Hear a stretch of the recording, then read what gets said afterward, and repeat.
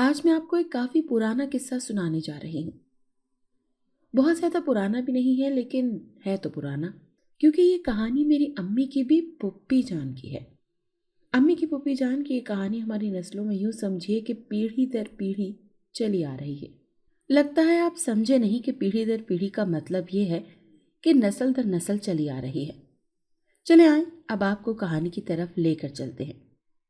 میری امی ہمیں بتاتی ہیں کہ ان کے دادا جان کو اپنے بچوں کی تعلیم و تربیت کا بے حد شوق تھا۔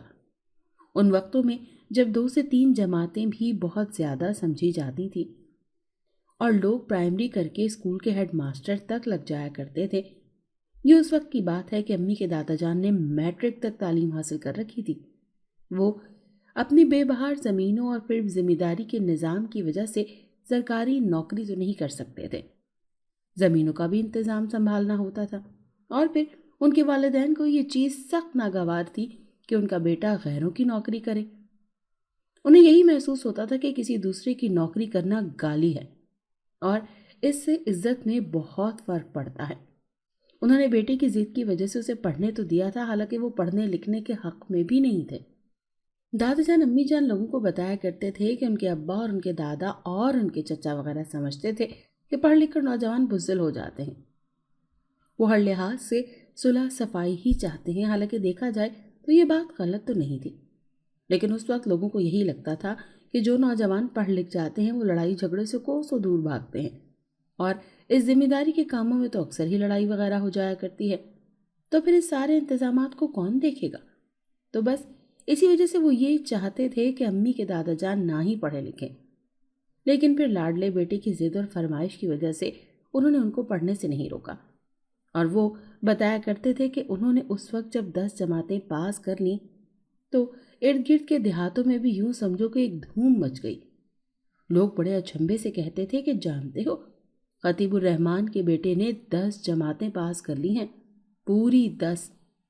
سب لوگوں کے لیے بڑی حیرت کی بات تھی، کیونکہ وہاں اول تو لوگ تعلیم حاصل کرتے ہی نہیں تھے، اور اگر کر بھی لی تو بہت زیادہ بھی 5ویں جماعت تک ہی لوگ پڑھا کرتے تھے۔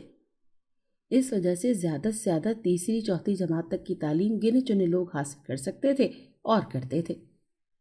جن کے پاس مال اور پیسہ تھا ان کے گھر والے بھی ان کو تعلیم حاصل کرنے نہیں دیتے تھے، اور غریب کے لیے تو ویسے ہی یہ بڑا مشکل تھا، کیونکہ انہیں فوراً سے روزی روٹی کمانے کی فکر لاحق ہو جاتی تھی، اور دوسری چیز یہ تھی کہ اگر وہ 7-8 سال کی عمر کے بچے پر روزی روٹی کمانے کی فکر لاحق نہیں کرتے تھے تو پھر کم از کم یہ تو ضرور ہوتا تھا کہ وہ اس کا مزید خرچہ اور برداشت نہیں کرتے تھے، وہ بھی شہنشاہوں والا خرچہ نہیں اٹھاتے تھے۔ بالکل اس وقت میں یہ پڑھائی وغیرہ فضول خرچی اور شہنشاہی خرچے ہی سمجھی جاتی تھی۔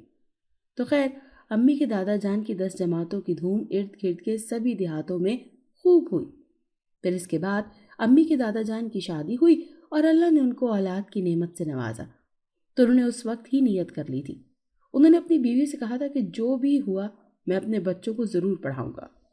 یوں کرتے کرتے جب دادا جان کے بچے جوان ہو گئے تو ان کے بڑے دونوں لڑکوں کو انہوں نے مزید تعلیم حاصل کرنے کے لیے شہر بھیج دیا تھا۔ ان کے پیسے دھیلے میں بھی کبھی کمی نہیں آنے دی تھی، تاکہ وہ دل لگا کر پڑھیں اور پیسوں سے بالکل بے فکر ہو جائیں۔ وہاں پر انہوں نے ان کو مزید چند لڑکوں کے ساتھ ایک فلیٹ لے کر دیا تھا۔ وہ ایک چھوٹا سا مکان تھا جہاں پر مل کر کچھ لڑکے رہتے تھے، کچھ کرایہ دادا جان دیتے تھے اور کچھ کا ان لڑکوں کے والدین دیتے تھے۔ یہ تو کوئی مسئلہ نہیں تھا، لیکن اصل مسئلہ اس وقت پیش آیا جب بڑے دونوں لڑکوں سے چھوٹی لڑکی نے 8ویں جماعت پاس کر لی، اور اس وقت گاؤں میں قریب کوئی ایسا اسکول نہیں تھا جہاں سے امی کی پھپھی جان 10ویں جماعت تک تعلیم حاصل کر سکتی۔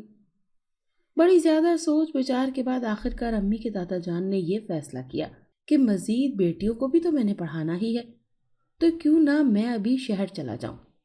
خاندان اور برادری کی لاکھ مخالفت کے باوجود امی جان کے دادا جان کا یہ فیصلہ اٹل ہی رہا، اور وہ کسی دلیر اور ضدی سپاہی کی طرح اپنے فیصلے پر ڈٹ گئے۔ آخر وہ سب سے لڑ بھڑ کر اپنے بچوں کو بھی ساتھ لے کر شہر آ گئے۔ شہر آ کر انہوں نے ایک مکان ڈھونڈا، اس کا کرایہ نسبتاً کم تھا کیونکہ وہ چھوٹا سا مکان تھا، شہر میں آبادی سے تھوڑا سا ہٹ کر۔ امی کی پھپھی جان کا ہائی اسکول کی طرف دھیان تھا، वहाँ उनकी दाहिनी दीवार की जानिब से ज़रा हट कर एक कदीम कब्रिस्तान था, और शायद शहर का बड़ा कब्रिस्तान, क्योंकि वो काफ़ी दूर तक फैला हुआ था। फैसला ये किया गया कि गांव का काम भी चलाना है और इधर शहर में बच्चों को तालीम भी दिलवानी है, ताकि बच्चों की तालीम के अखराजात भी पूरे होते रहें। तो इसके लिए कभी अम्मी के दादा जान गाँव जाया करेंगे और कभी अम्मी की दादी जान चंद दिनों के लिए अपने बड़े बेटे को साथ लेकर गाँव जाया करेंगी। ये काम तो बहुत ज़्यादा मुश्किल था, लेकिन जुनून और शौक के आगे मुश्किल कहाँ डट सकती है। तो बस यही फैसला किया गया कि इस तरह से अमल करके सारे बच्चे पढ़ लिख जाएंगे। तो खैर से तालीम याफ्ता बच्चों के साथ फिर वो पूरे फ़ख्र के साथ घर जाएंगी। घर ढूंढने के बाद उन्होंने जल्दी जल्दी अपनी बेटी का दाखिला स्कूल में करवा दिया। स्कूल के दाखिले बंद हो चुके थे, लेकिन जब स्कूल के प्रिंसिपल साहब को दादा जान की तालीमी काबिलियत और तालीम के हवाले से ज़ौक़ व शौक़ का पता चला, तो उन्होंने माथे पर कोई भी तीवरी चढ़ाए बगैर उनकी बेटी यानी कि मेरी अम्मी की पुप्पी जान को स्कूल में दाखिल कर लिया। वैसे भी पुप्पी जान के 8वीं जमात तक नताइज भी बेहद शानदार थे। उनके दादा जान ने अपने किसी बच्चे पर अपनी कोई ख्वाहिश मुसल्लत नहीं की थी। वो चाहते थे कि वो पढ़ लिख कर फलाह ओहदा हासिल करें। वो बस ये चाहते थे कि उनके बच्चे आला तालीम के जेवर से आरास्ता हों। उन्हें यकीन था कि ये मालो दौलत, ज़मीन, पांडा वगैरह ये सब तो यहीं की बातें हैं। असल दौलत तो इंसान की तहजीब, सलीका और उसकी तालीम ही है। और शुक्र खुदा का कि उनकी बीवी भी इस तरह की मिली थी, जो बेशक खुद तो तालीम याफ्ता नहीं थी, लेकिन तालीम की खूब कदर करने वालों में से थी। अब दादा जान के बड़े दोनों लड़के यानी मेरी अम्मी जान के दोनों ताया, जो पहले शहर में दूसरे लड़कों के साथ रहते थे, वो भी अपने अम्मी अब्बू और बाकी घर वालों के साथ इधर घर में ही शिफ्ट हो गए। घर में कुल 5 कमरे थे, एक तहखाना भी था और एक बड़ा सा खुला सहन था। एक तरफ करके गुसल खाना बना हुआ था। एक दीवार के साथ जो गुसल खाने की पुश्त वाली दीवार थी, वहां पर नीम का खुदा जाने किस कदर पुराना दरख्त मौजूद था, क्योंकि वो काफी बड़ा और फैला हुआ था।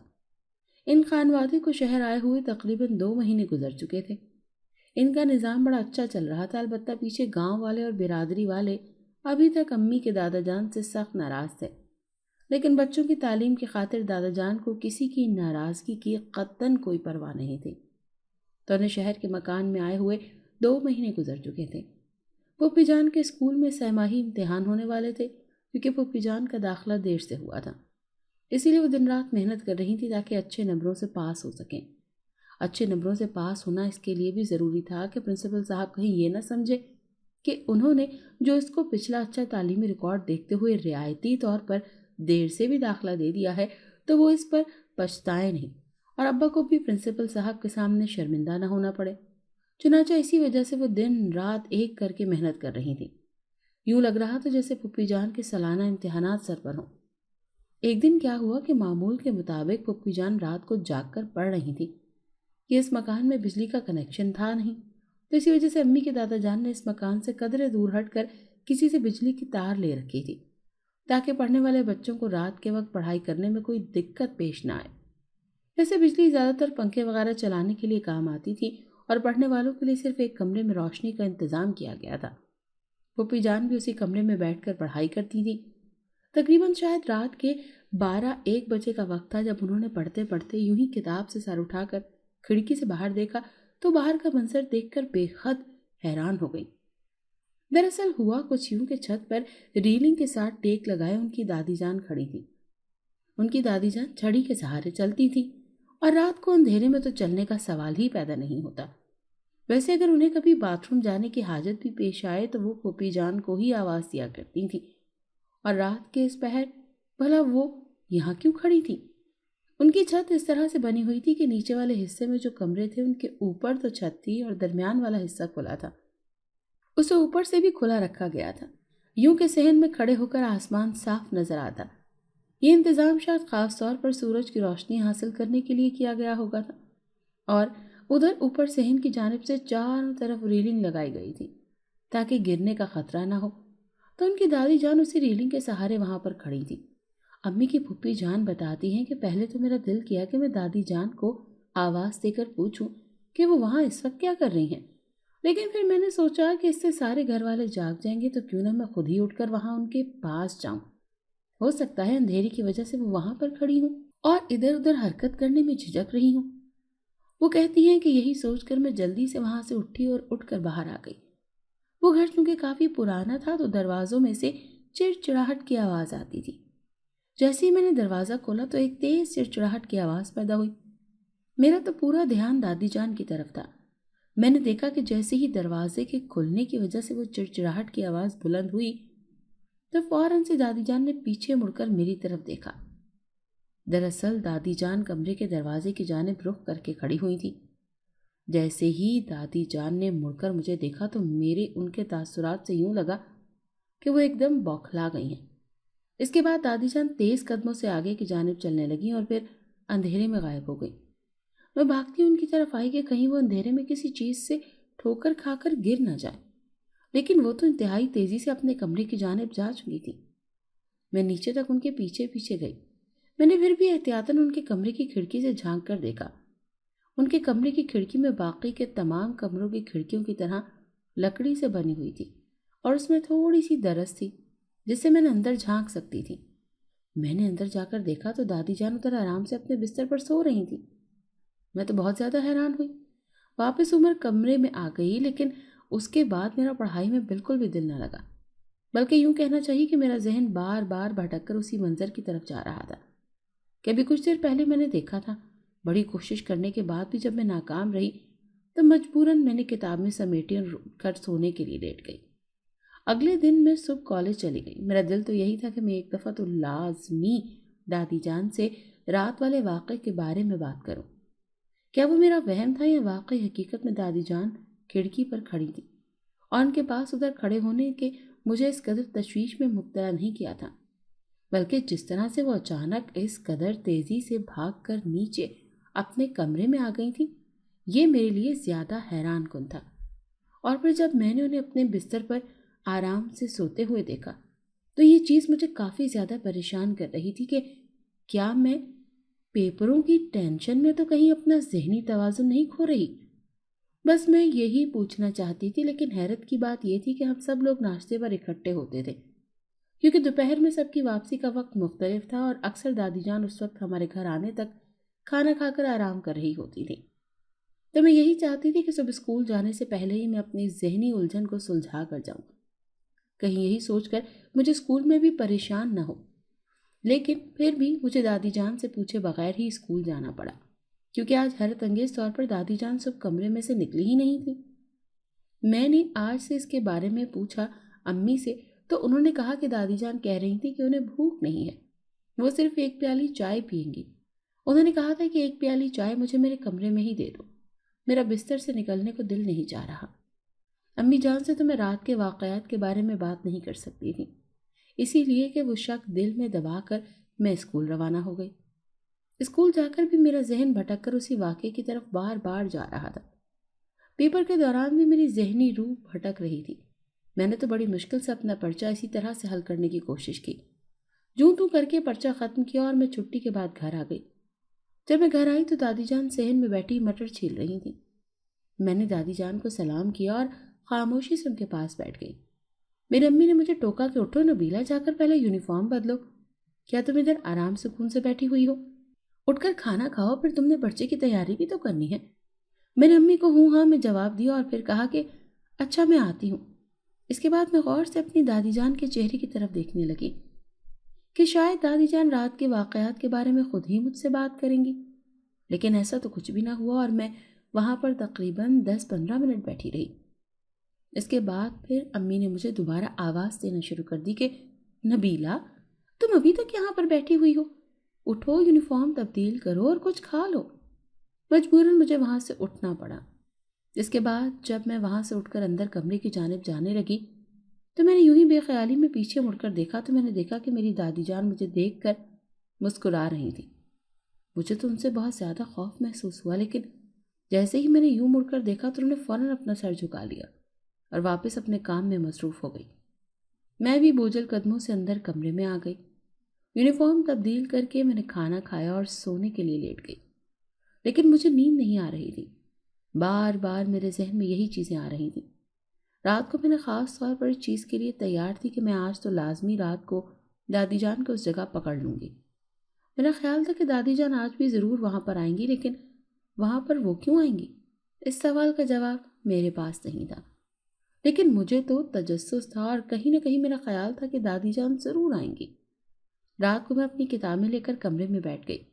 میرا کتابوں سے زیادہ دھیان باہر تھا اور میں تھوڑی سی آہٹ پر چونک جاتی تھی کہ میں دیکھوں تو صحیح کہ آخر دادی چھڑی کے بغیر کیسے چل سکتی ہیں، کیونکہ مجھے یاد ہے کہ پچھلے کئی سالوں سے تو وہ چھڑی کے سہارے ہی چلتی تھیں، اس کے بغیر تو بالکل بھی چل نہیں سکتی تھیں۔ رات کو انتظار کرتے کرتے رات کے 2 بج گئے، لیکن دادی جان کا وہاں پر کوئی نام و نشان نہیں تھا۔ مجھے اب بہت زیادہ نیند آ رہی تھی اور پڑھا بھی نہیں جا رہا تھا۔ جب میں نے گھڑی دیکھی وہاں پر 2 بج رہے تھے تو میں چونک کر جلدی جلدی رٹے لگانے شروع کر دیے۔ میرا امتحان میں اچھے نمبر لینا تو بے حد ضروری تھا۔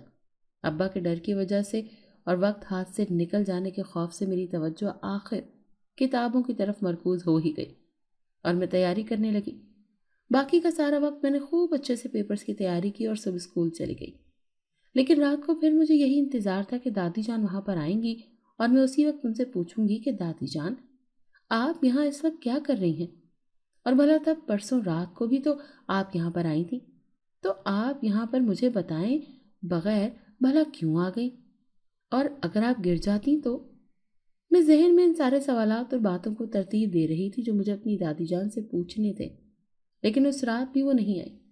اگلے چند دن میں اکثر رات کے 3 بجے تک انتظار کرتی رہتی کہ ابھی دادی جان اوپر آ جائیں گی، لیکن ایسا کچھ نہ ہوا تو مجھے پکا یقین ہو گیا کہ ایسی کوئی بات نہیں ہے۔ وہ دراصل میری ذہنی اختراع ہی تھی۔ میرا آخری پیپر اردو کا تھا اور اس رات کو کمرے میں بیٹھ کر میں مزے سے سبق یاد کر رہی تھی۔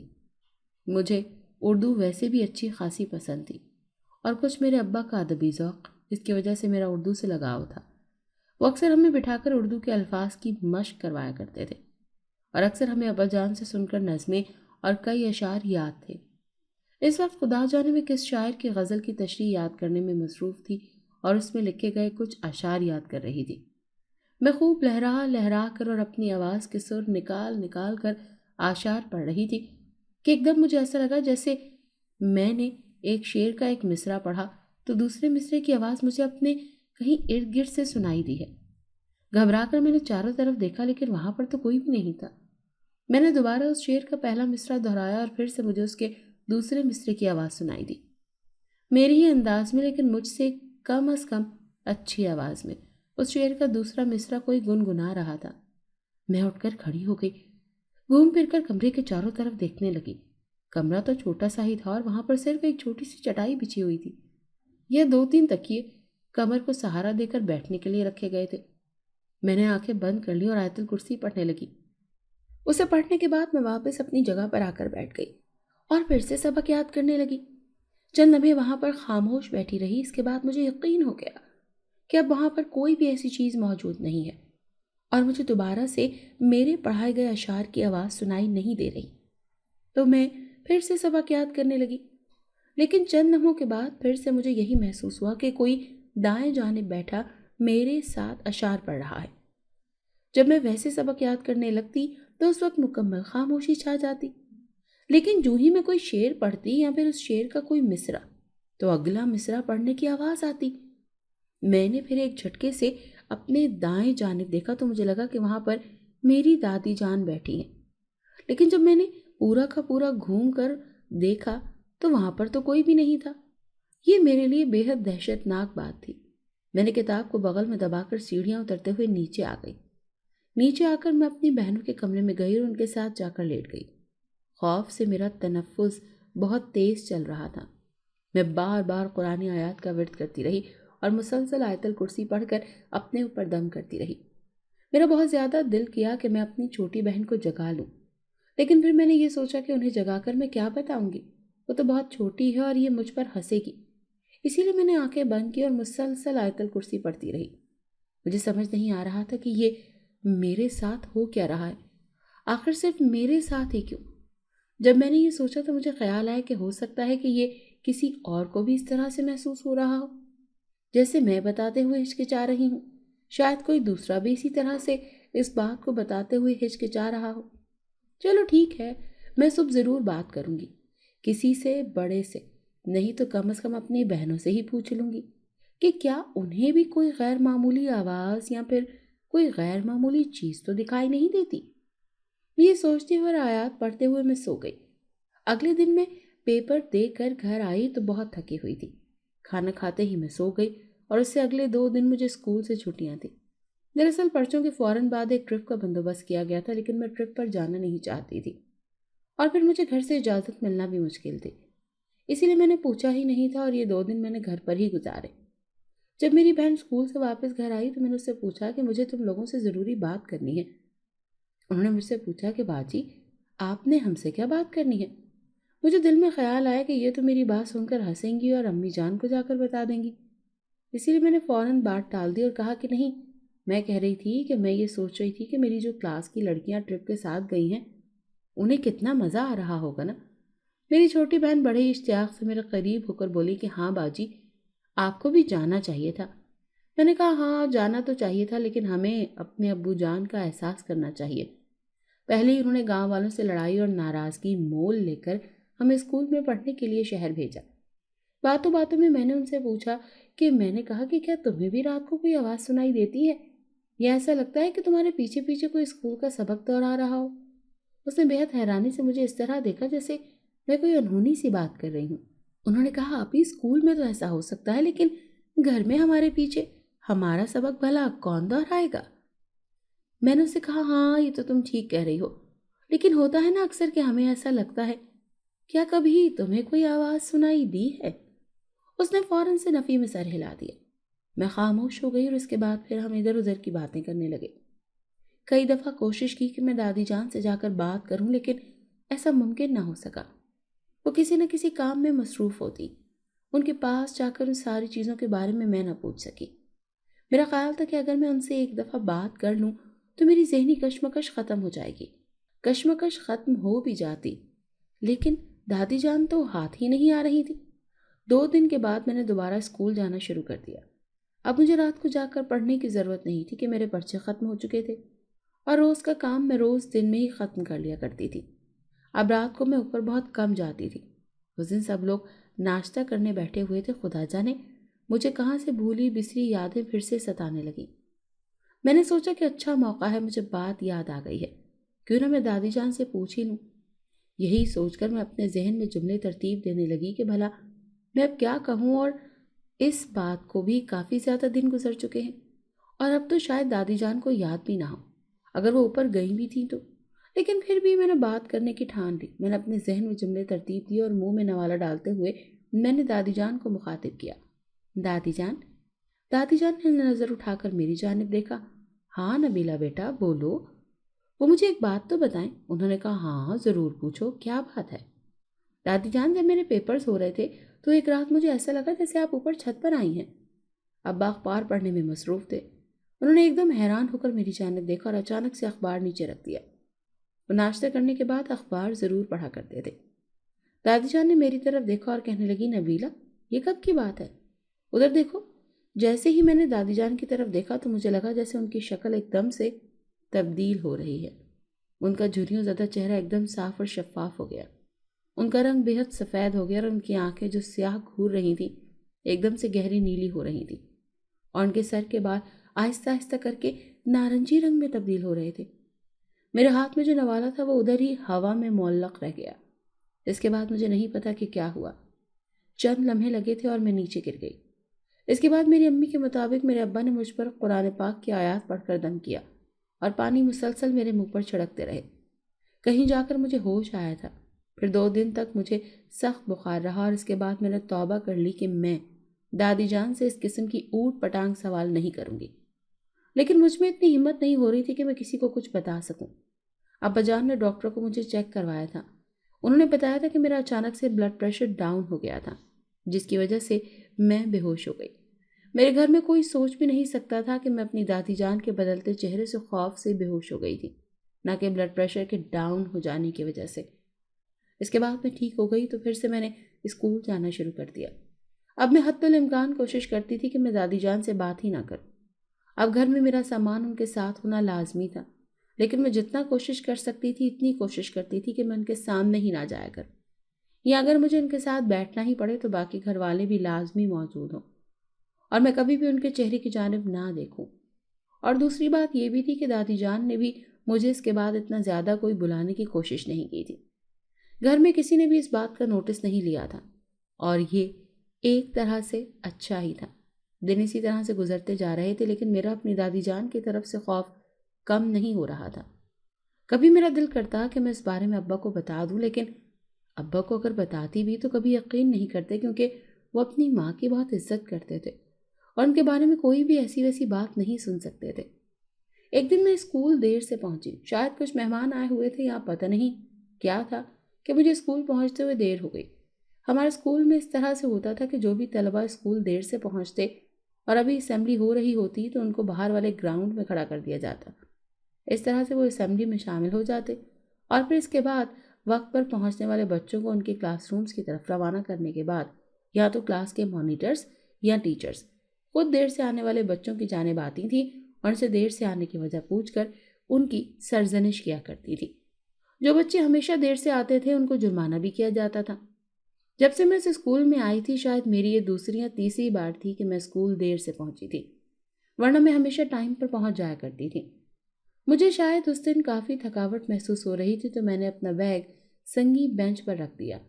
میرا ارادہ یہ تھا کہ جیسے ہی قطار ختم ہوگی تو پھر میں واپس آ کر اپنا بستہ اٹھا کر کلاس میں چلی جاؤں گی۔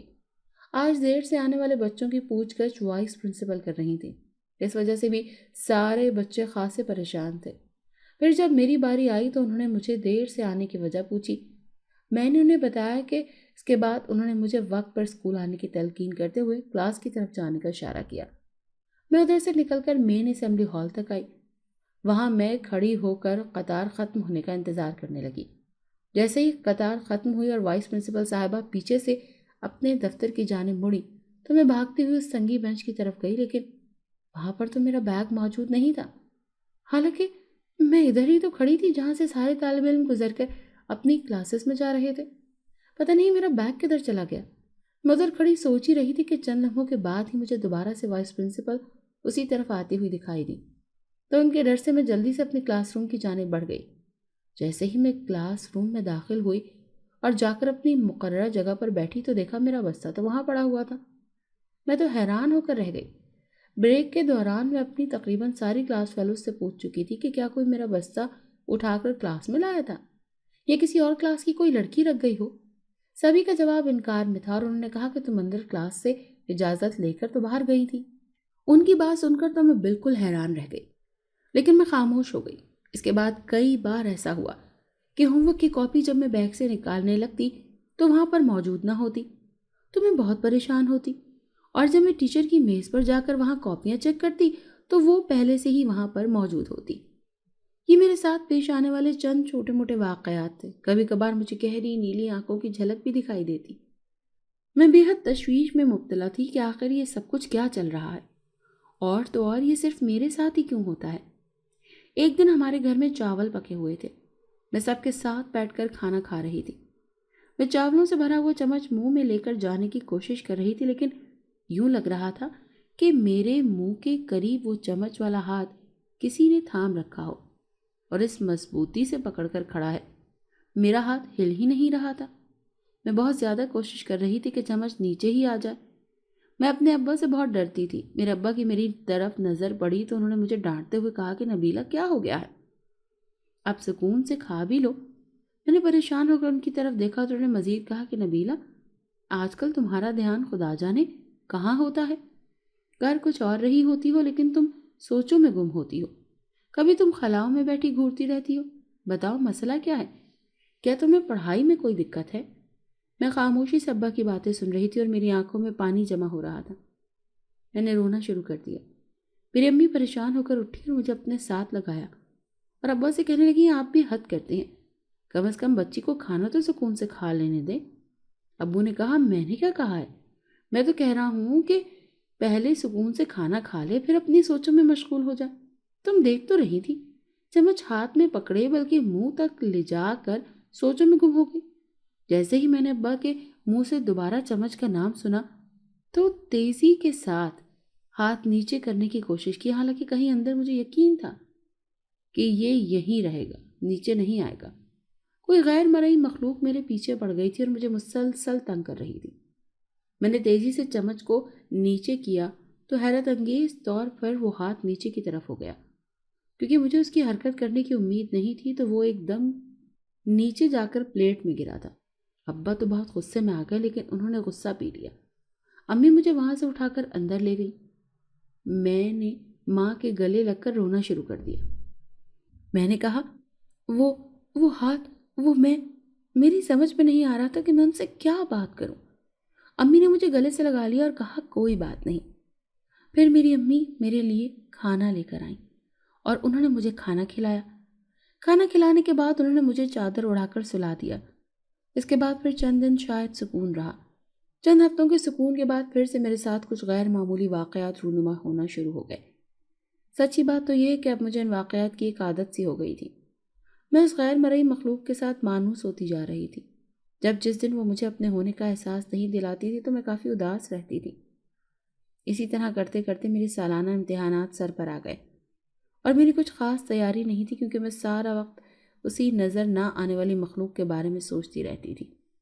آخر یہ کون ہے جو میرے ساتھ اس طرح چھوٹی موٹی شرارتیں کرتا رہتا ہے؟ کبھی کبھی میرا دل کرتا تھا کہ میں اپنی سہیلیوں سے اس کے بارے میں بات کروں، لیکن پھر مجھے یہ خوف آتا تھا کہ کہیں میری اپنی سہیلیوں سے اس بارے میں بات چیت کرنے پر وہ ناراض ہو کر آنا ہی نہ چھوڑ دے۔ جو بھی تھا، خیر مجھے اس نے کبھی بھی کوئی نقصان نہیں پہنچایا تھا۔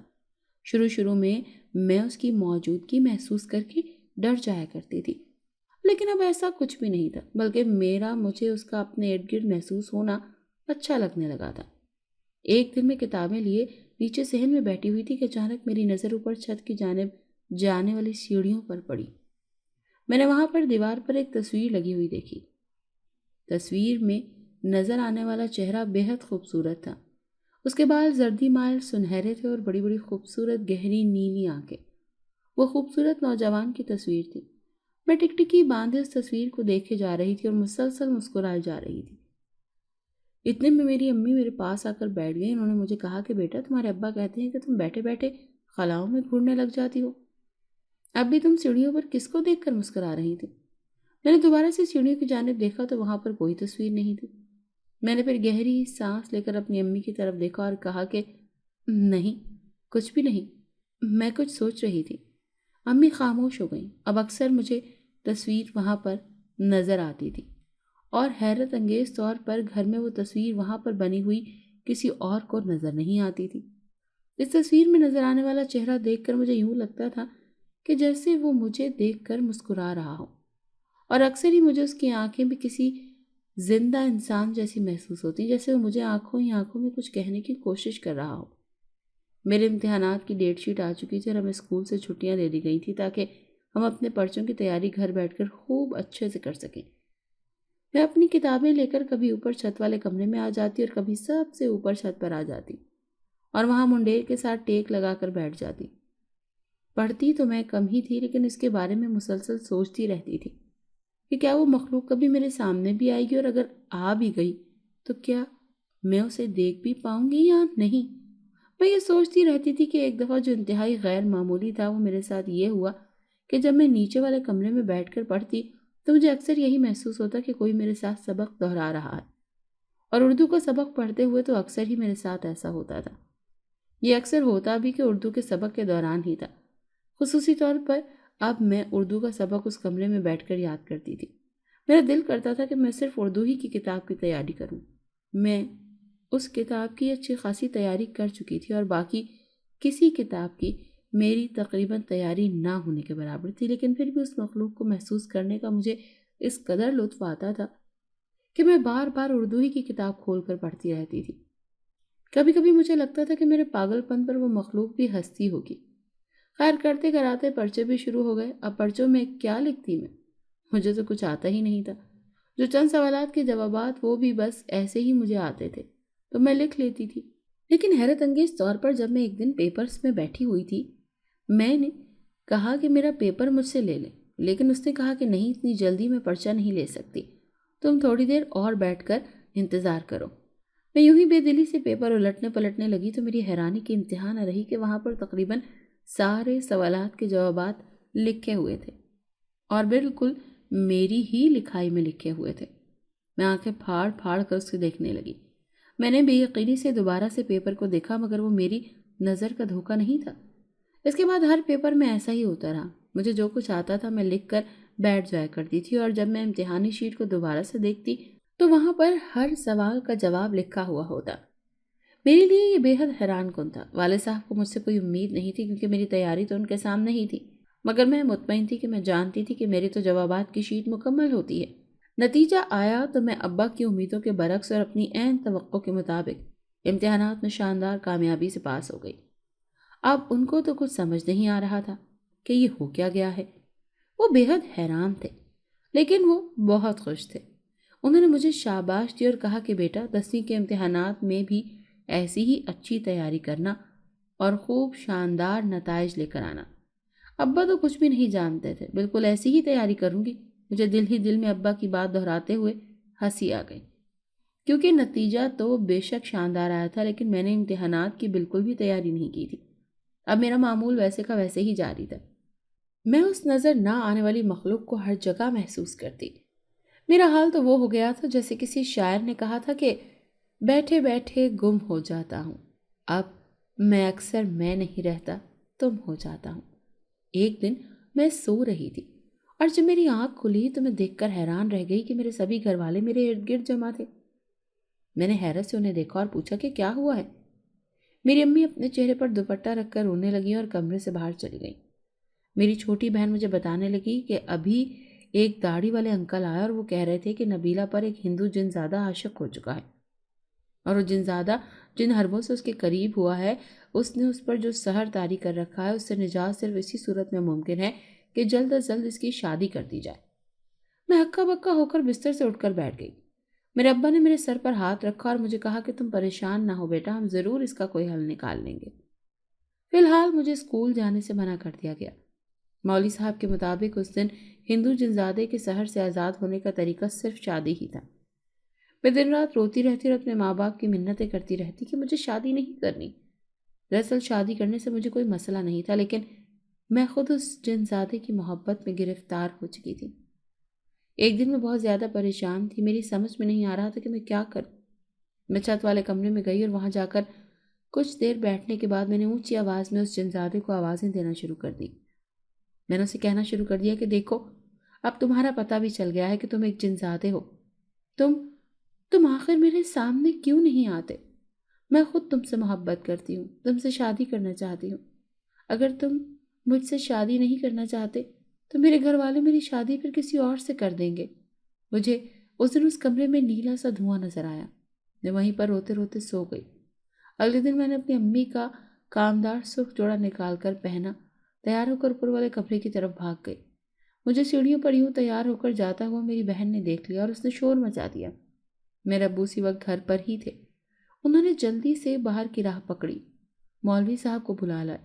میری صورتحال دیکھ کر مولوی صاحب بہت پریشان ہو گئے اور ابا سے کہا کہ اگر اس کا نکاح نہ کیا گیا تو وہ ہندو جنزادہ اس کے ساتھ نکاح کر لے گا۔ ابا بے حد پریشان ہوئے کہ اب مجھے تو کوئی لڑکا بھی نہیں ملا، میں کیا کروں؟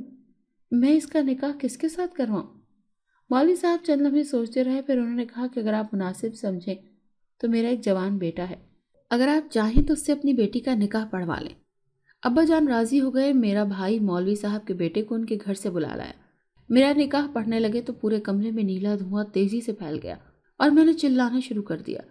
میں تو بار بار اپنے بال نوچ رہی تھی اور اپنے جسم کو پٹک رہی تھی، لیکن مولوی صاحب مسلسل منہ میں دم پڑ رہے تھے۔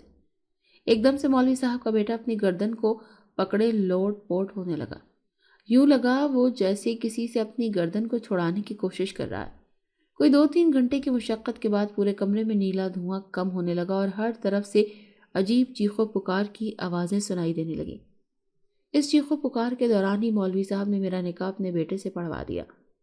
اب وہاں پر چیخو پکار کی آوازیں آنا بند ہو گئیں اور آہستہ آہستہ کر کے دھواں بھی مکمل طور پر چھٹ گیا۔ امی بتاتی ہیں کہ اس کے بعد پھپھی جان تقریباً 4 سے 5 سال زندہ رہیں، لیکن وہ اس جنزادے کو اکثر یاد کیا کرتی تھیں۔ ان کے 2 ہی بچے تھے، ایک بیٹی اور ایک بیٹا۔ اس کے بعد ان کے شوہر نے دوسری شادی کر لی اور پھر ان کا تعلق آہستہ آہستہ ان کے ساتھ ختم ہوتا گیا، اور اس کے بعد انہیں آگے کے حالات کا کچھ علم نہ تھا۔